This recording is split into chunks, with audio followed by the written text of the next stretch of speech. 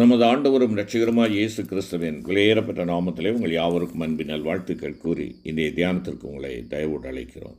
அருமையான கர்த்தருடைய பிள்ளைகளே, இன்றைய தியான பகுதி பரிசுத்த மத்தேயு எழுதின சுவிசேஷம் 21 அதிகாரம் 17 முதல் 22 வசனங்கள். பரிசுத்த மத்தேயு 21 17 22 வசனங்கள். தியான வசனம் 18 வசனம். பரிசுத்த மத்தேயு 21:18. அவருக்கு பசி உண்டாயிற்று. அருமையான கர்த்தருடைய பிள்ளைகளே, தேவகுமாரனுக்கு பசி உண்டா? மனிதனாக, முழு மனிதனாக, நம்மை மீட்கும்படியாக தன்னை முழுமையாய் காணிக்கையாய் படைக்கும்படியாக வந்து முழு மனிதனாக வாழ்ந்து காட்டினவர், அவருக்கு நம்மை போல பசி உண்டாயிற்று. அமர்மையான கர்த்தருடைய பிள்ளைகளே, எங்கே இந்த சரீரப்பிரகாரமான பசி மாத்திரமல்ல, கேட்டுக்கொண்டிருக்கிற உங்களுக்கும் பேசிக்கொண்டிருக்கிற எனக்கும் நம்முடைய வாழ்க்கையிலே நாம் ஆண்டவரை உறுதியாய் பற்றி கொள்ள வேண்டும். அவருக்கு சொந்தமானவர்களாக, அவரால் மீட்கப்பட்டவர்களாக, அவருடைய உடன்படிக்கையின் மக்களாக, அவருடைய அடிச்சுவட்டிலே நடக்கிறவர்களாக இருக்க வேண்டும் என்ற ஒரு பசி தாகம் இன்று மட்டுமாய் அவருக்கு இருக்கிறது. ஆண்டவர் பசி எறியாதவர் அல்ல. வனாந்தரத்தில் 40 நாள் இருந்தபோது அவருக்கு பசி உண்டாயிற்று. சீகார் ஊரருகே கிணற்றோரத்தில் அவர் இளைப்படைந்தவராய் உட்கார்ந்தார். சிலுவையில் தாகம் உண்டாயிற்று. அவர் தேவன்தான், ஆனாலும் அவருக்கு பசி உண்டாயிற்று. நம்மை மீட்கும் பொருட்டு அவர் தம்மைத்தாமே வெறுமையாக்கி நம்மை போன்ற மனிதரானார். நாம் அவர் தேவன் என்று விசுவாசிக்க வேண்டும்.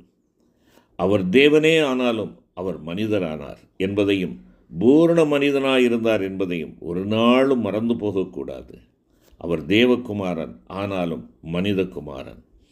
இங்கே நாம் பார்க்கிறோம், பசியோடு வருகிற தேவன் அந்த மரத்தண்டையிலே வருகிறார். ஏதாவது கிடைக்காதா என்ற நோக்கத்தோடு.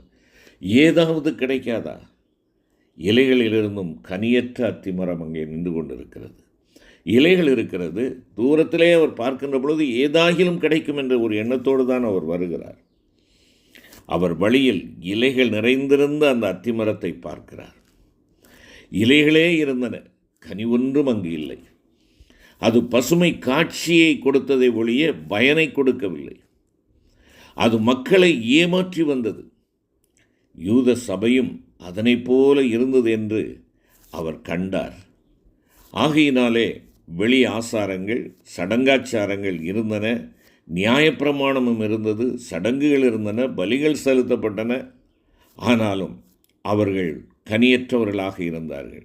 ஆசாரியர்களும் ரபிமாரும் இருந்தார்கள். வசனம் போதிக்கப்பட்டது, பண்டிகைகளும் பூசைகளும் இருந்தன. ஆனாலும் இவையெல்லாம் வெளிப்படையான பக்தியுள்ள ஒரு இலையாக காணப்பட்டதே ஒழிய அங்கே உள்ளான பக்தி இல்லை. நற்கிரியைகளாகிய கனிகள் ஒன்றுமில்லை. இலைகள் இருந்தன, கனிகள் இல்லை. தேவ பிள்ளையே, நீ நானும் ஆண்டவருடைய பிள்ளைகளாக கனி கொடுக்கும்படியாய் அழைக்கப்பட்டிருக்கிறோம். கனி எங்கே என்று தேடி வருகிறார் ஆண்டவர்.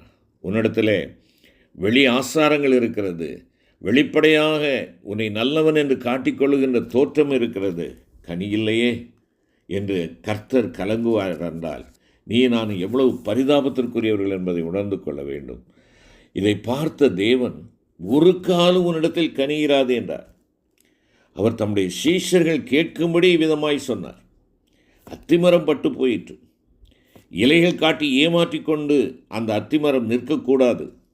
யூத சபைக்கும் போதிக்கும்படியாகவும் நமக்கும் நல்வழி காட்டும்படியாகவும் ஆண்டவர் இப்படி செய்தார். இது மிக கண்டிப்பான ஒரு அற்புதம். இதுவும் கடும் செயலாக தோன்றலாம். ஆனாலும் இதிலும் ஆண்டவருடைய கருணை விளங்குகிறதை நீங்களும் நானும் பார்க்க வேண்டும். ஒரு மரம் பட்டுப்போகச் செய்து சிறந்த உண்மையை வெளிப்படுத்தினார். மனிதர்களுக்கு கேடு செய்து அவர் பாடம் கற்றுக் கொடுக்கவில்லை. அறிந்து கொள்ளுங்கள். ஆம், ஒரு மரம் பட்டுப்போகச் செய்து சிறந்த உண்மையை வெளிப்படுத்தினார். மனிதர்களாகிய உங்களுக்கோ எனக்கோ கேடு செய்து ஆண்டவர் பாடம் கற்பிக்கவில்லை. நம்மை அவர் நோக்குகிறார். அருமையான கர்த்தருடைய பிள்ளைகளே, அன்பால் உங்களையும் என்னையும் தன்னிடமாய் இழுத்துக்கொள்ள வேண்டும் என்று நோக்குகிறார். எனவே தேடி வருகிறார், கனி தேடுகிறார். நம்மிடத்தில் ஆவிக்குரிய கனி உண்டா?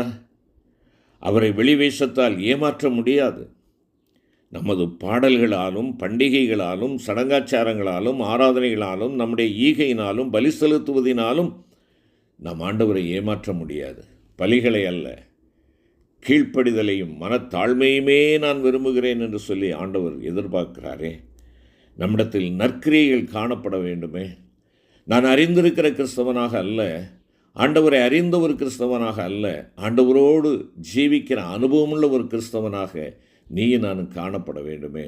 அதைத்தான் தேவன் என்னிலே எதிர்பார்க்கிறார். கனிவுள்ள ஒரு வாழ்க்கை உண்டா? கனிவுள்ள ஒரு வாழ்க்கை உண்டா? ஏமாற்றி கொண்டு இருக்கிறோமா? அன்பின் ஆண்டவரே, என் நிமித்தமாக இந்த பூவுலகத்திலே மனித சாயலாக அவதரித்த எங்கள் அன்பின் ஆண்டவரே, நீர் அனுபவித்த பாடுகள் வேதனைகள் இவையெல்லாம் எனக்காக எங்களுக்காகத்தானே சுவாமி. ஆண்டவரே, உம்மை பசியுள்ளவர்களாக நாங்கள் காணுகிறோமே. இந்த பசியை ஆற்ற எங்களால் இயலாதவர்களாக நாங்கள் வேஷந்தரித்தவர்களாக காணப்படுகிறோமே. நான் பசியாய் இருந்தேன், எனக்கு நீங்கள் போஜனம் கொடுக்கவில்லை என்று சொல்லுகிறீரே. உம்முடைய பசியை ஆற்றும் முகமாக தேவையுள்ளோர், தரித்திரர், சிறுமைப்பட்டவர்கள், ஒடுக்கப்பட்டவர்கள், இவர்களை நாங்கள் நினைத்தவர்களாக ஏதாகிலும் கொடுக்கக்கூடியவர்களாக நாங்கள் இருக்க ஆண்டவரே, எங்களுக்கு நீர் உணர்த்தி இருப்பதற்காக உமக்கு நன்றி.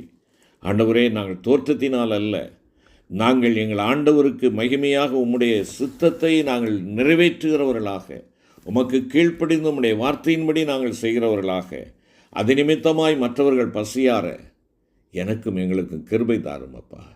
மீட்பர் இயேசு கிறிஸ்து மூலம் வேண்டிக் கொள்கிறோம் நல்ல பிதாவே. ஆமென்.